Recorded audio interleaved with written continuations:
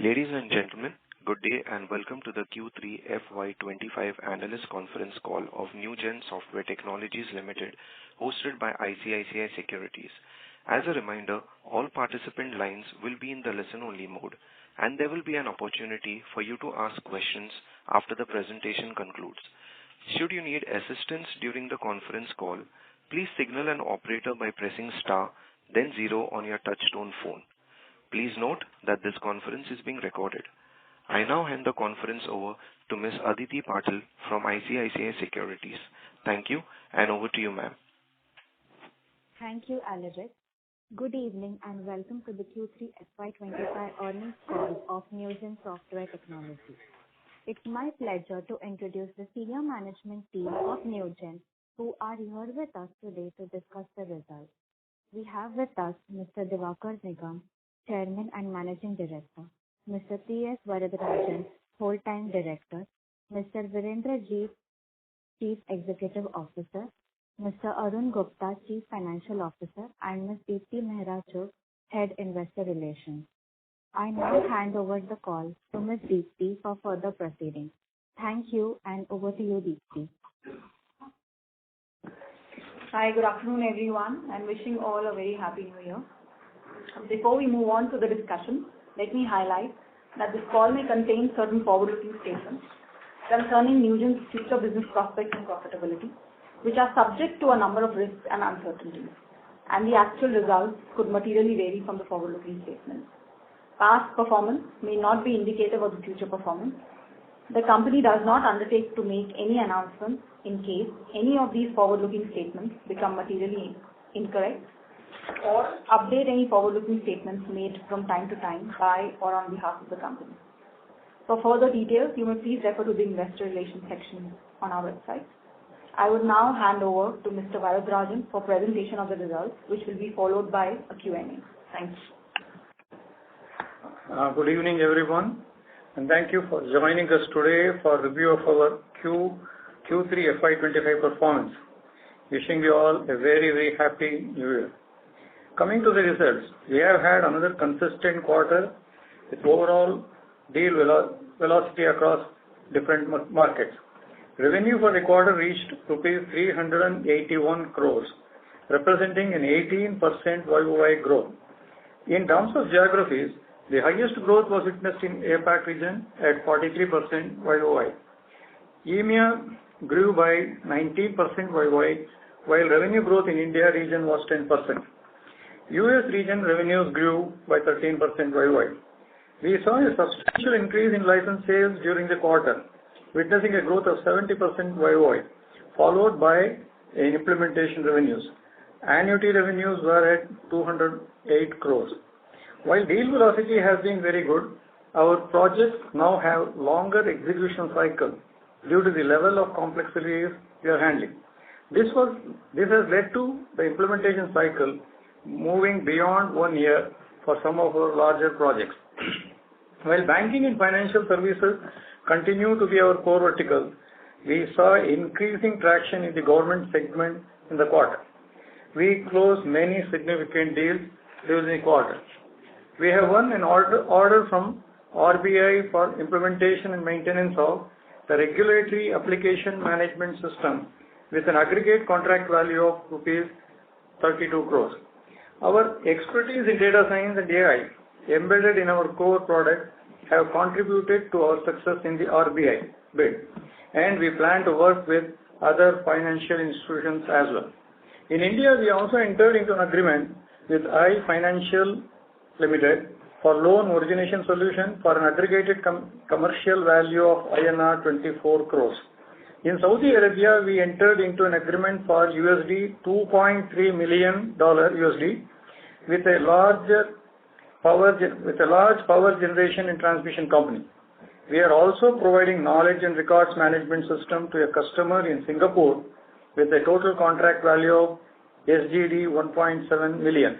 In US, we are working with a banking client for digital account opening, retail loans, ECM, and collection upgrade for a total contract value of USD 1.8 million. In India, we received a contract for Newgen remittance system for a value of INR 20.8 crores.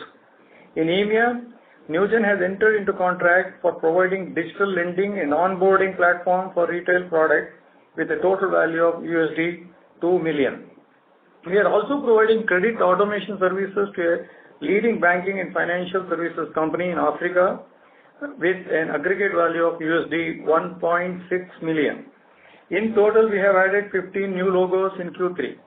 Over the 9 months period, we have added 36 new logos. Newgen's core strength lies in its low-code platform, which automates various business applications and customer journeys. In banking and financial services segment, we are extensively working across multiple transformation areas, including lending, payments, deposits, collection, early warning system, co-lending, trade financing, lead generation, supply chain finance, and many more. We have recently launched our AI-enabled captive finance solution to transform lending and leasing operations. We are also working extensively in the insurance and healthcare market and have started winning new deals in this segment, especially in the mature markets. Our aim is to offer solutions in payers, provider, pharmacy, and life sciences areas of healthcare under one ecosystem. We continue to receive accolades and analyst recognition.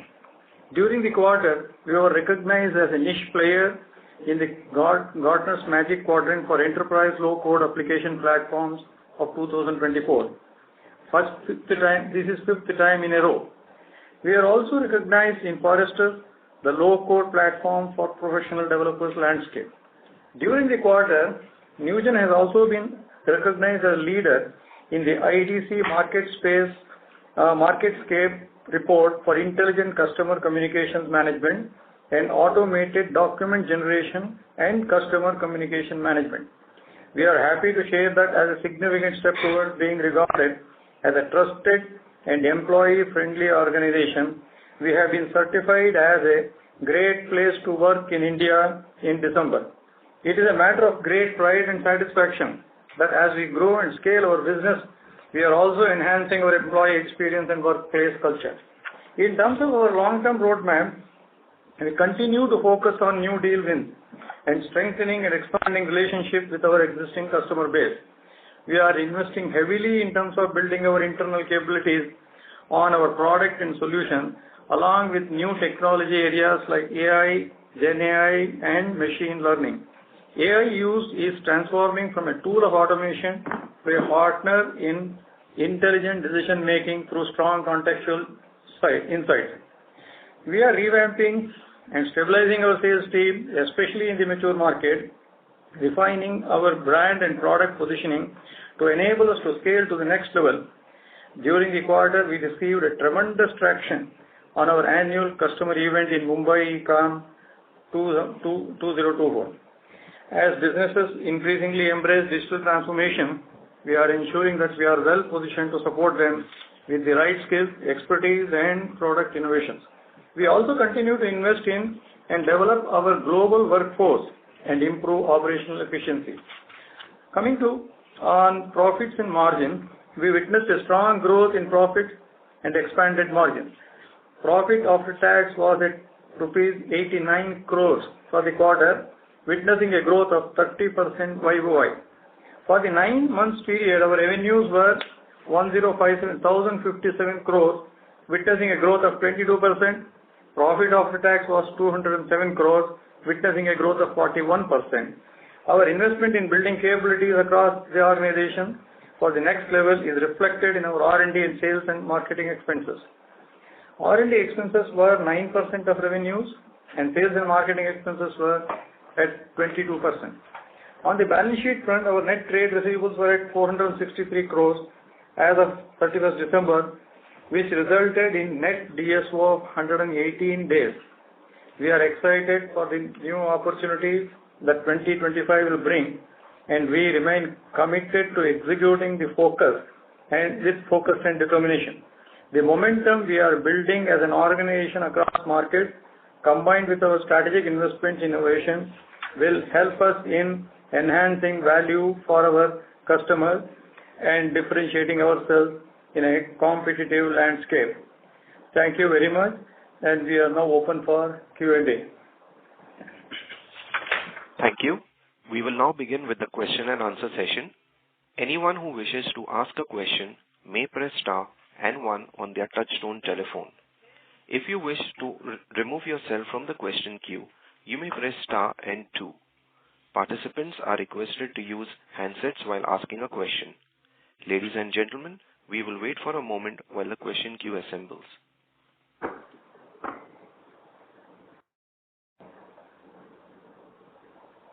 The first question is from the line of Ruchi Mukhija from ICICI Securities. Please go ahead.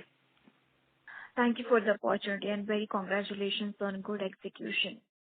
My question is regarding your India and USA business.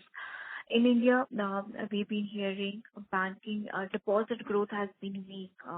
So does that change demand narrative for you in India? And in contrast, for USA, your larger peer have been indicating that the discretionary demand is picking up. So now do you see that translating into any uptick in business momentum in USA? Thank you. Good evening, Ruchi, and thank you for your questions. You're right. I think in what's happened in India, I think there was a wave of lending which started in terms of modernizing the platforms, and it is still continuing. The issue in deposit growth and predominantly has been more on the typically not the tier 1 accounts, because I think they are more into they're lending us more secure. So while we see there is a bit of slowdown in the overall momentum of digital lending projects, but on the other hand, the new generation NBFCs, they are right now in the position to go and invest in the market to gain market share. I think if you've seen in this quarter also, we have gained at least 2-3 orders across places around in that segment. So broadly, I think there may be a disruption for a quarter or so, but I don't see that to be a long-term disruption. The only difference I see for our business is while last few quarters or more like last 6-7 quarters, the order sizes from large accounts were substantial. The tier 2 accounts will have smaller orders, but the numbers will be much larger, which should compensate for that. As for the US, we are hopeful that the US banking space is picking up, and I think the larger peers have a very different business than ours. But we are hopeful that this quarter and next quarter, we should start winning some banking deals in US. And we have cultivated and nurtured these deals.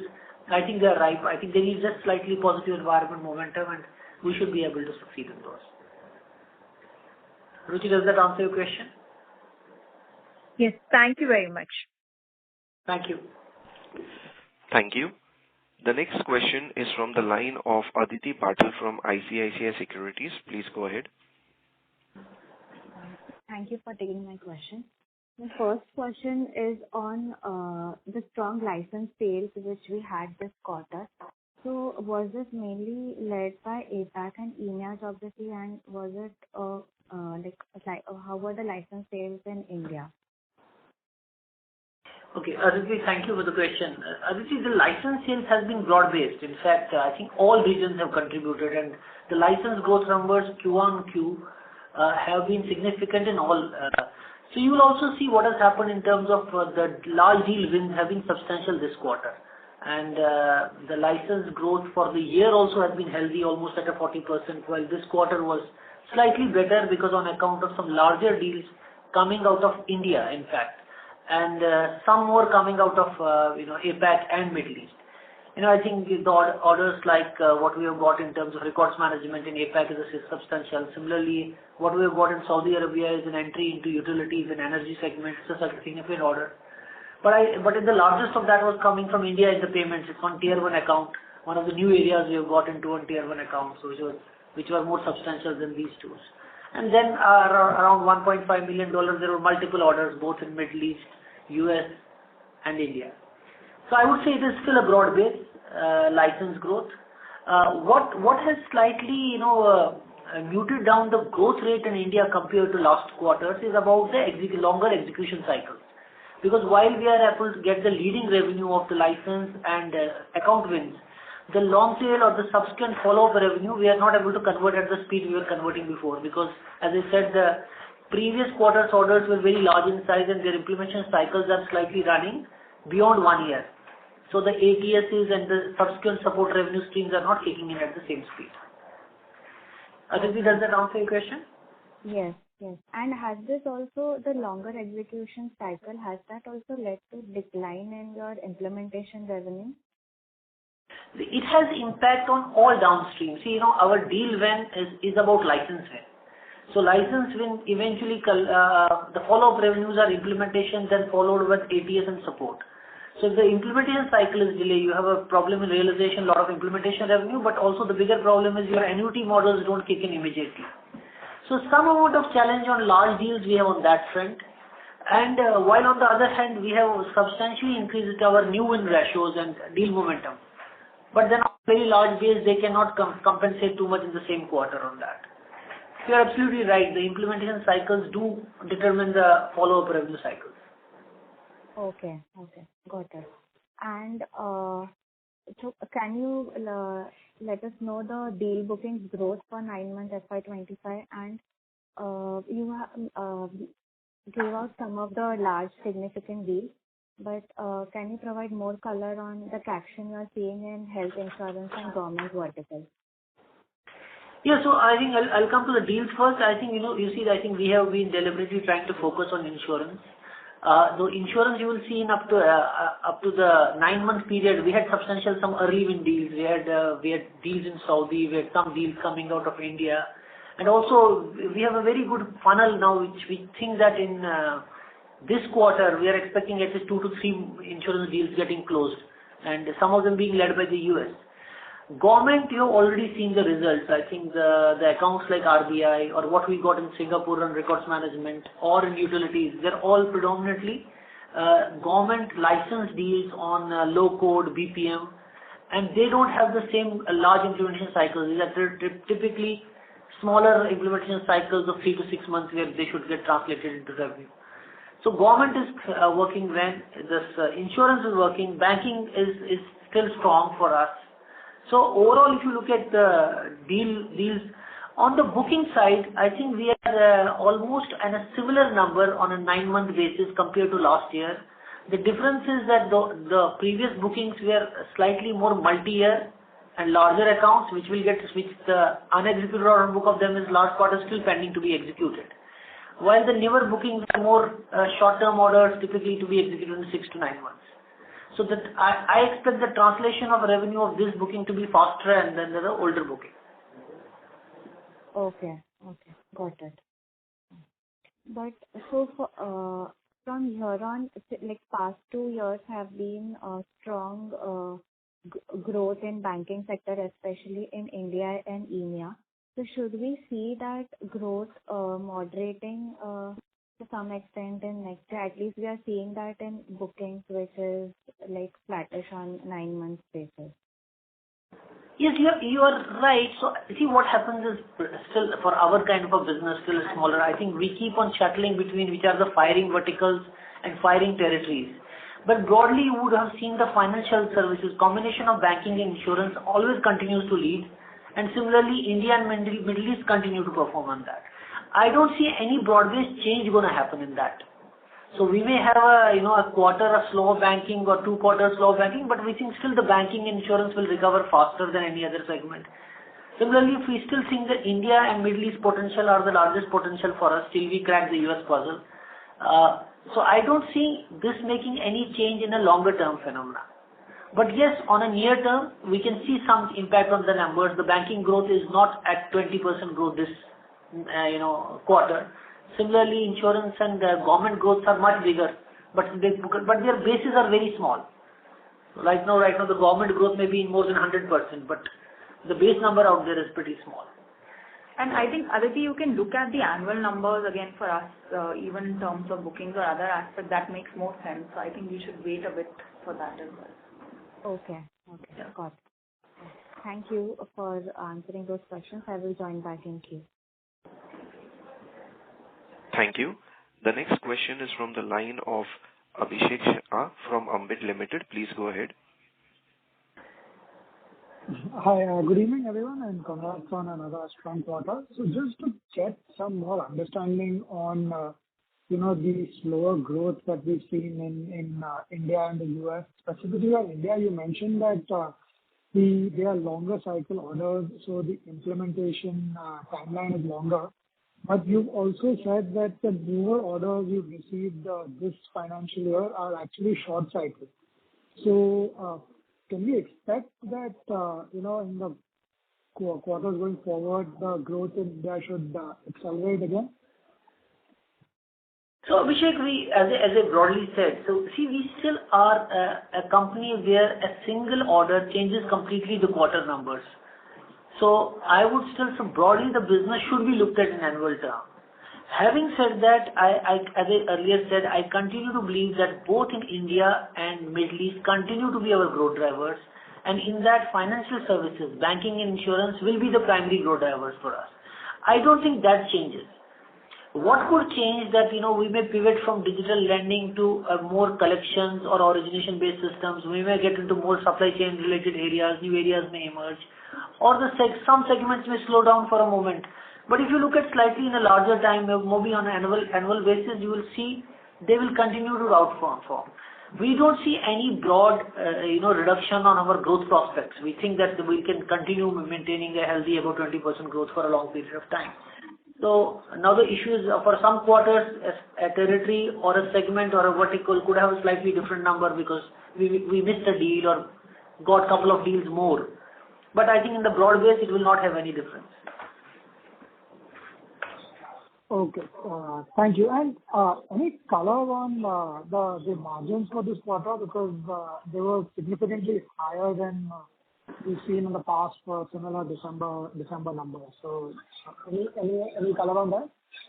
Yeah. So Abhishek, what happens as we said that we always invest for growth, but for the same year, any growth which is above 17, 18, 19% will keep on expanding margins. So our budgeted costs are somewhere between 18 to 19% or 20%, and since we are still at 9-month cumulative growth at roughly around 20 to 23%. So margin expansion is bound to happen.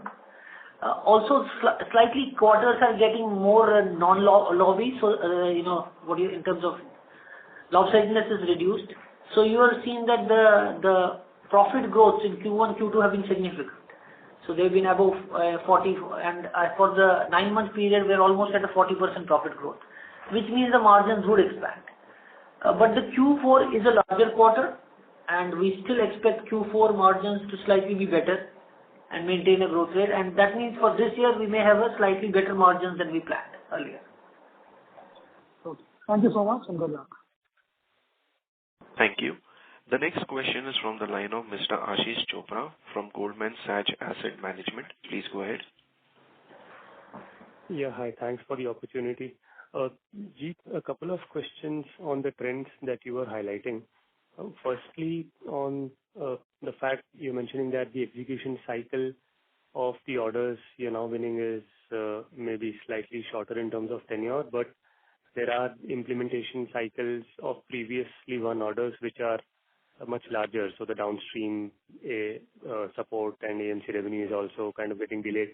But then should that not reflect in your executable order book? So while your 9 months order inflow is the same, but could you throw some color on how the executable order book as a consequence of this is changing, maybe right now versus where it was this time last year? Yeah, so I think, Ashish, you are absolutely right. So what I'm saying when we say execution cycle, there are 3 parts of downstream revenue. One is about the unexecuted order book of the same implementation value. So typically, if the implementation value is 100, I have only implemented 40, so 16 is the unexecuted order book. So that gets added, and I think Dipti can provide you that number exactly what that is. But since that is not completed, my next 2 orders of support and AMC have not got initiated. So that does not reflect even in the order book. So for our business, generally the follow-up revenues are almost guaranteed because the software needs to, but they are not contracted in the beginning. They have to be contracted every year. So some of the booking value does not reflect in the numbers because the implementation cycles have not finished. But for the unexecuted order number, we can provide you that number. Yeah, that will really help. Thanks. That's very clear. Sure. And also on the insurance segment, so I think you called out that as an area of focus earlier during the year, and now you've shared some highlights of wins and the wins you expect next quarter. So it seems to be progressing quite encouragingly, just in line with your plans. But just a couple of questions, if you could help us with in terms of, first, what are the segments within insurance? What's the kind of product or solution that you're selling there versus the likes of digital lending and supply chain trade finance and banking? And secondly, how do the order sizes here compare, let's say, from a mature insurer versus a mature bank when you win an order there? Yeah, so I think this is quite interesting. So though we have enough focus and we are thinking that insurance will play a very strong way for logo acquisition for us. So there are two things. What we are selling in insurance is exactly the journeys we are selling in banking, but it's more around claims and underwriting, both in life and non-life.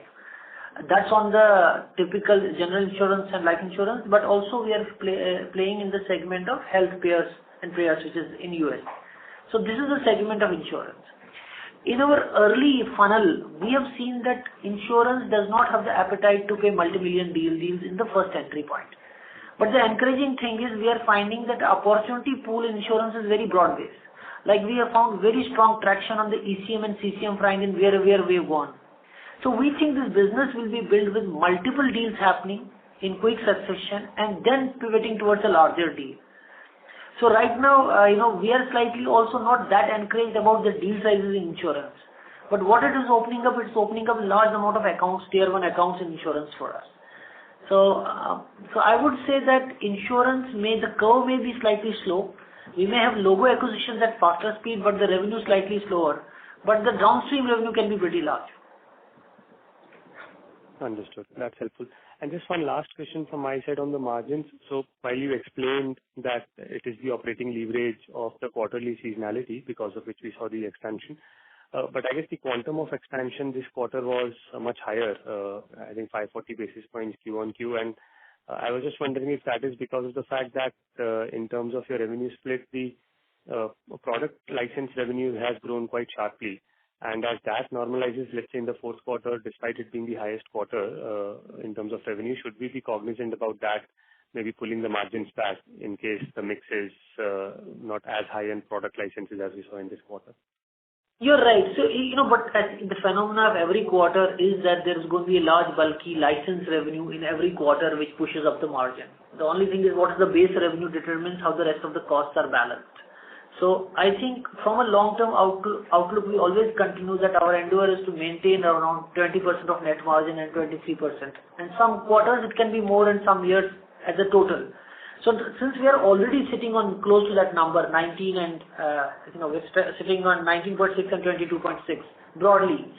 So I personally feel that this will still expand maybe 0.5 basis point or, 1% more by the year. So we will reach there close to 20 and 23 what we had initially planned. If we continue to maintain our top line momentum. But if there is a slight weakness in top line, then the margins will be muted or may remain at the same level or slightly shrunk. Understood. Thanks so much for taking my questions and wish you all the best. Thank you. Thank you. A reminder to all participants, you may press star and 1 to ask a question.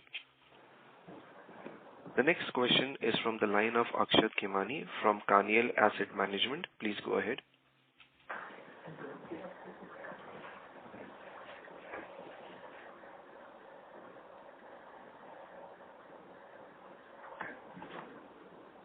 Are we dropped? Hello? Hello, Mr. Akshat Khemani. Would request you to unmute your line in case if muted. Yeah, hi, am I audible?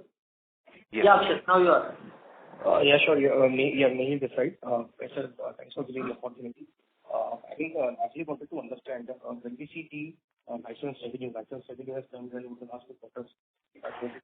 Here we can't hear you. I'm sorry, we can hardly hear you. Yeah, am I audible now? Yeah, you need to be slightly louder. Yeah, is it better now? Yeah. Yeah, thank you. Yes, sure. So basically, when we see the license business over the last 2 quarters, up 25% and 30%. So wanted to understand what is leading to higher license revenue. Is there some requirement of on-prem business being there? That was the first question. So I think the license is fundamental to any business. Any sale we do is based on a license sale. So what is fundamental is that we continue to have good win momentum in the market. And that is, and as we have previously for last 2-3 years pivoting slightly to larger deals, especially on the license side as well, that is where the growth is coming from. And this quarter, as I said, the growth is quite broad-based. It's across all territories, across multiple segments. So we do expect that the license growth momentum will continue. It's not that this is a one-time phenomena. We should be able to. And if you look at all 3 quarters, you will see significant license numbers coming in all 3 quarters. Okay, sure. So this is because large banks are adopting it and they are taking more for license-based approach rather than subscription-based approach. Is that understanding correct? This is perpetual license sale. When we are saying license sale is perpetual, predominantly cases we are still operating on the perpetual license model, and that's why they're upfront realized, and they have larger numbers. And their subscription or annuity is just around 18 to 22%. Understood, sure. Now, I probably wanted to get a sense, and with a good license, and this will follow for a better AMC and a better implementation going ahead, right? So better, I'm absolutely sorry. If you can just slow down a bit, I can get slightly more what you're saying, because I can't get what you're saying. Sure. So basically, I mean, with the higher license revenue, this will be followed by a better AMC and a better AMC and a better implementation revenue, right? Coming quarters. So better AMC for sure, because it's a percentage of license. So implementation depends on the size of the project. So I think some of the current projects don't have such large implementations. And which is good for us, because as soon as the implementation finishes, our other streams of revenue kick in, the ATS and the support things. So, but you are absolutely right. The better license will follow on the better downstream revenue of ATS. Sure, understood. And my third question was just on the India business. India business, you highlighted there is some weakness in the near term on the domestic banking side. I mean, what is leading to this weakness, which is getting compensated by NBFCs? Some color on that will be helpful. So Mihir, I think what I said last time. So I think we don't see weakness in the general market, but we see there is a change in the dynamics of the accounts we are acquiring. Last 2 years, tier 1 accounts in the market went with their DLP programs, and their order and deal sizes were substantially larger, even their implementation and licenses. Now, predominantly, there are some of those accounts we are still pursuing, and some of them we are also mining by selling other solutions. But larger DLP market is shifting to the tier 2 accounts, NBFCs, and the new generation companies, like some of the ones we have already won. Their deal sizes are significantly lower, but their numbers are more. So we think that we should be able to compensate over a period of time by doing better deal velocity on that. And then some of these NBFCs, we think they should end up becoming larger accounts, either buying multiple products or eventually finally finding some ambition to become a bank or a larger financial institution. So that's how they will become. And if you look at the older phase of companies, of NBFCs, when the previous license 8-9 years back was given, now some of them are big banks right now. And that's the roadmap. So we are hopeful about the overall banking market and the lending market in India. But the point I was making, there is a difference between the type of accounts we acquired 2 years back vis-a-vis what we are acquiring now. Thank you. Thank you. The next question is from the line of Ashish Savkar from JMFMF. Please go ahead. Yeah, thanks for the opportunity. So if you could talk about AI, so what's the development there? So we had this Marvin with us, intelligent document processing and all those initiatives. How are they panning out when we talk to our customers?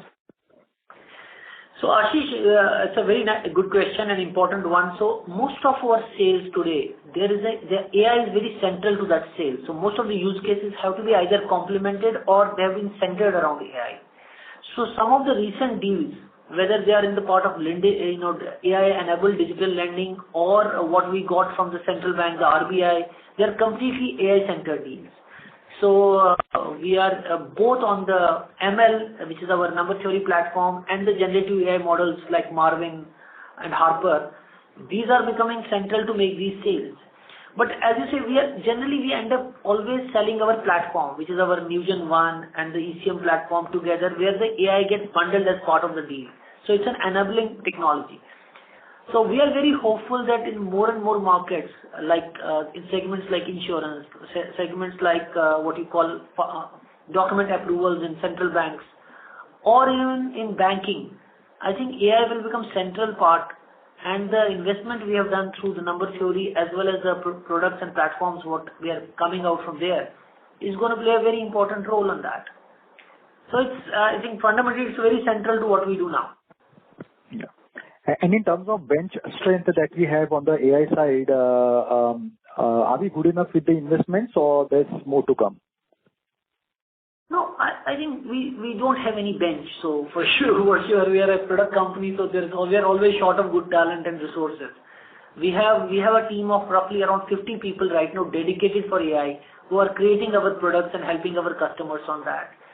I think this team will expand organically over a period of time, and we are continuously looking at augmenting good talent out there.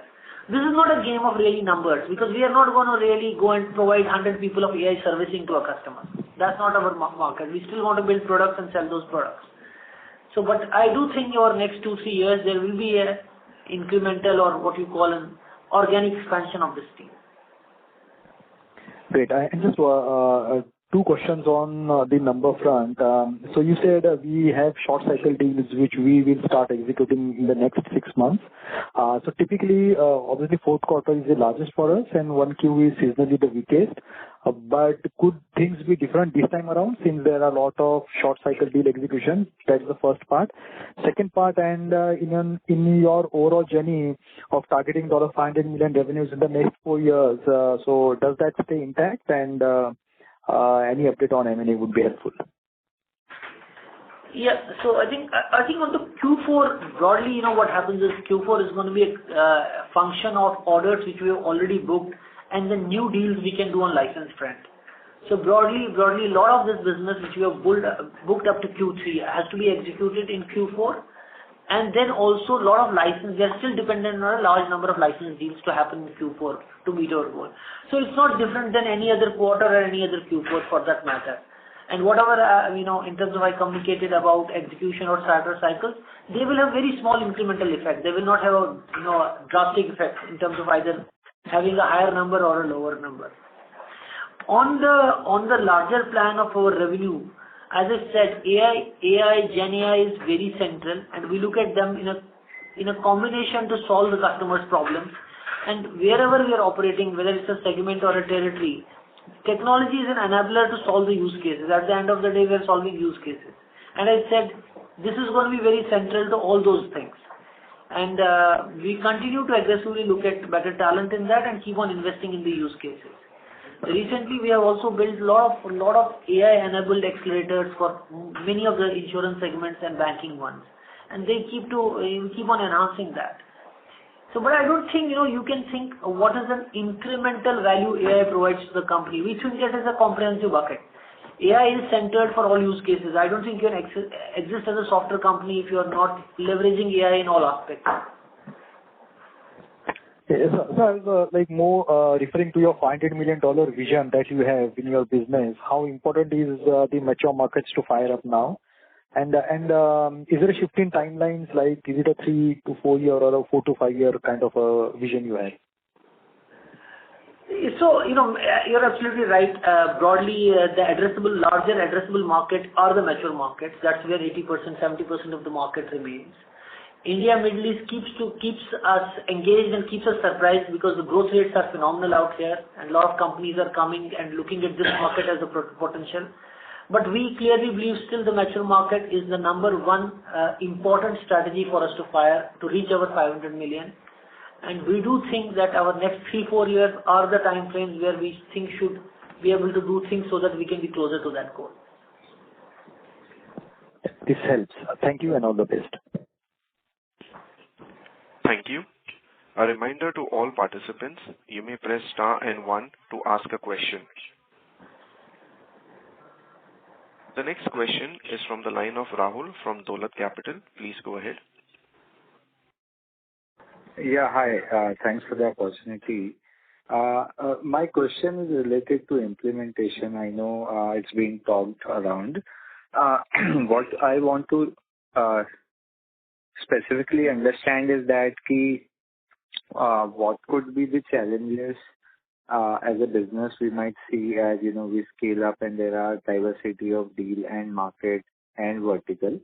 So is that a challenge which we might see over time on, how well the implementation piece grow? And this is where, bulk of the execution capabilities are getting tested, because other pieces are, more like once you make a sale, a lot of things happen on its own.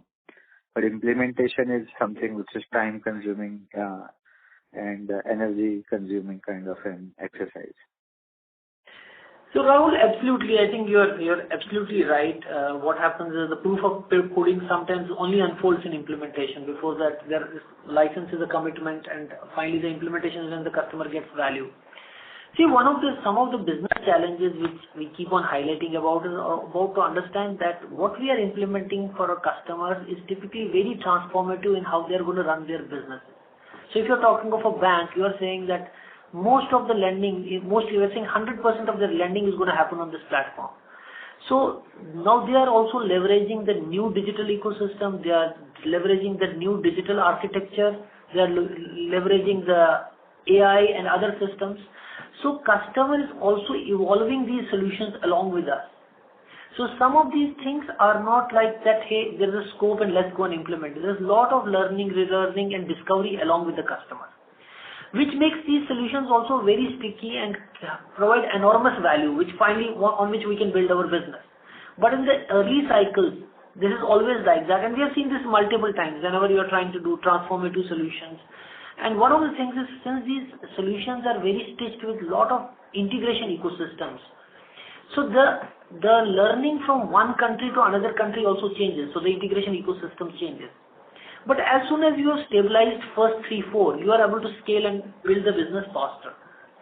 So while I think it will continue to remain in challenge typically whenever you are trying to do transformative products and solutions, but it is a challenge which for our kind of companies which we have continuously surmounted and done multiple times. But every new phase of growth, higher acceleration of deal win velocity can lead to some amount of delays or some amount of in terms of longer cycles of implementation. But I don't think this is something which can hold us back. This is just a function of really maturing something for 6, 9 months, 12 months and then scaling on that. Right. So I got that point. What I'm trying to also understand on top of it is that how we ensure that this scales up, because given the diversity of the geography and vertical in terms of hiring of the talent, our talent across markets are that fungible to ensure that once they are done with one implementation and move to another, there is not any time lapse to that. And what we could do to, avoid a situation like what we saw this time, and what we are trying to do to mitigate that.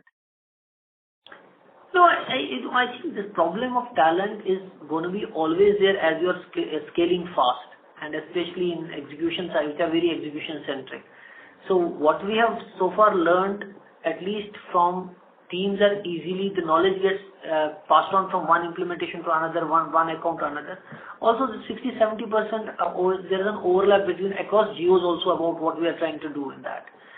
And I think luckily also there has been a huge amount of talent stability and availability of talent in market for last 2-3 years.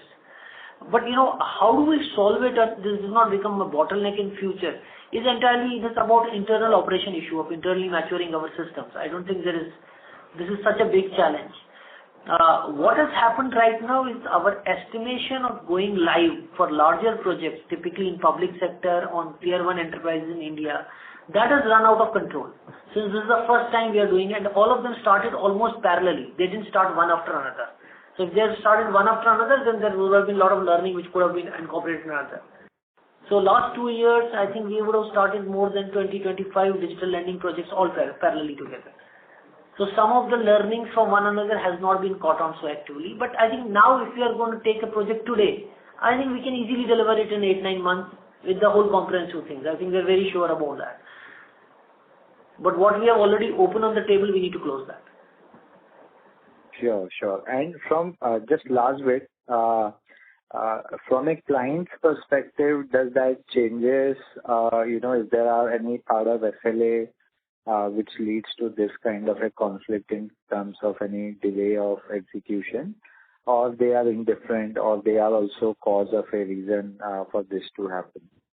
It is joint. So finally, there is no project plan which is not in sync with the client. And I think whatever you're selling to the clients are extremely critical for their business. So they want to go live as soon. So any delay does hurt them and does hurt us, both of us. But I think we are in sync with the client. One of the things is the value we deliver at the end of the day is so transformative. So we should be able to build substantial business over that. And that's what the customer also realizes and we also realize. So delay of 1 or 2 quarters should not affect our business model broadly at all. Understood. Appreciate it. Thanks. That's it from my side. Thank you. The next question is from the line of Chirag Kacharia from Ashika Equity. Please go ahead.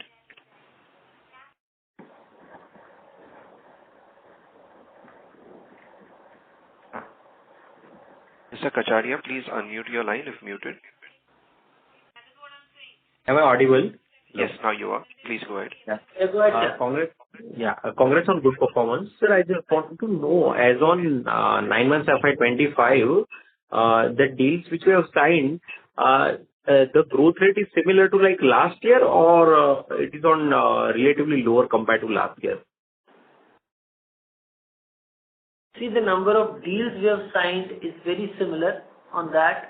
A number of deals which have got license components are much higher, so 40% growth on licenses, which should translate into downstream better revenues for us. That's how it is. Total booking values are very similar because, as I said, the previous year bookings were multi-year bookings and larger account bookings, larger service delivery part of it. This time bookings are more license-based bookings and shorter execution cycles.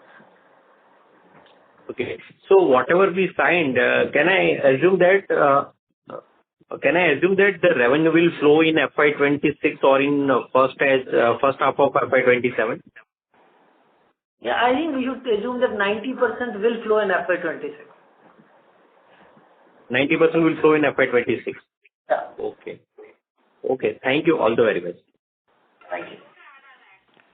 Thank you. The next question is from the line of Vinay, an individual investor. Please go ahead. Hello, can you hear me? Yeah, Vinay, please go ahead. Vinay, please, sorry to interrupt you. Please come closer to the microphone as you're not audible. Yeah. Thank you. Can you hear me now? Not too clear. Could you please come a little closer? Hello, can you hear me now? Yes, perfect. Please go ahead. Yeah, I'm sorry. Yeah. Just 2 questions. One is, when I see your H1 growth rate goes around 24 plus, and your 9 months growth rate is 22 plus. So any particular reason why this growth rate has dropped over this quarter? So basically the growth rate, there is a small amount of drop in growth rate in terms of because the revenue realization from India business has been slightly lower than previous years, while other markets have continued to do what they have done, and we explained in this call about the problem we had in India on the execution side. But we don't see any challenges on the deal win side or the deal win velocity side. So some amount of, one thing is also you should understand, at the end of the day, we always expect this company to deliver 20% higher growth rate. But I think since it's a business, so there are going to be fluctuations, and we're still at a business of roughly around 1,000-1,500 crores in that range. A single deal changes a lot of percentages in every quarter. So that's why we advise that this business should be looked at more at an annual basis. The reason why I've asked this question is because you mentioned that the deal sizes are now getting a little longer in terms of execution. So longer execution would necessarily entail bigger team sizes, right? So if I look at your, how many employees do we have, and what is your kind of hiring for the quarter? See, we are roughly around 4,500 employees as of now. And since this year, our hiring targets, we have taken much lesser number because we had previously hired. Because the deals which we are talking about are longer have been all from previous 2 years. And so the resource ramp up has happened drastically over last 2 years. So we are already sitting on a lot of capacity to execute these, and the teams are already in place. And we still rely on a lot of manpower to come on campuses. So we continue to go to campuses to get good quality talent, and we'll continue to hire from campuses this year, and both in Jan and then in March. So I think the people does not seem to be as important issue as it was in COVID and post-COVID immediately after that. Okay, thanks. The last question is on what percentage of your revenues in this quarter is coming from existing clients? Yeah. Or you can give us 9 months. It is, see, if you look at it, it's around 80%, 80-85% comes from existing clients. So because even a lot of new license deals are from existing clients because they're about mining of those figures. But broadly, it should be in that 80-85%, but you can write to Dipti and she can send you exactly the numbers. Okay. And lastly, whenever the licenses are signed in a particular quarter, when you get a new logo or new licenses revenue, it gets booked in the same quarter or it gets postponed to the next one?